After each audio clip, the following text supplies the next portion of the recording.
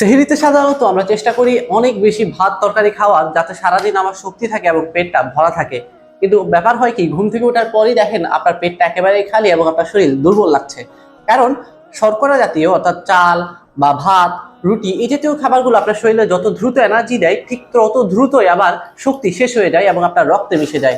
তাই আপনার খাবারের মধ্যে ফাইবার সমৃদ্ধ খাবার যেমন শাকসবজি বা বাদাম, বীজ এই জাতীয় খাবার অনেক বেশি রাখা দরকার, যেগুলো ধীরে ধীরে আপনার শরীরে শক্তি দিবে এবং দীর্ঘ সময় পর্যন্ত আপনাকে এনার্জেটিক রাখবে, শক্তিশালী রাখবে।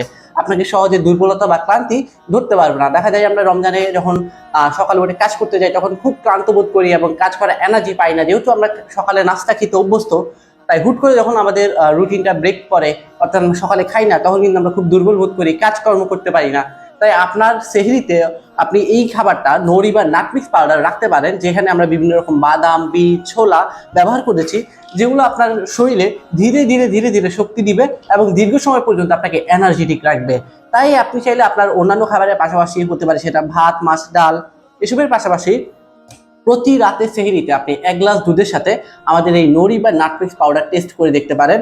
আশা করি আপনার পুরো দিন খুব এনার্জেটিক যাবে এবং প্রোডাক্টিভ একটা লাইফ আপনি লিড করতে পারবেন ইনশাআল্লাহ। নিরাময়, প্রতিদিনের যত্নে, প্রতিদিনের শক্তিতে।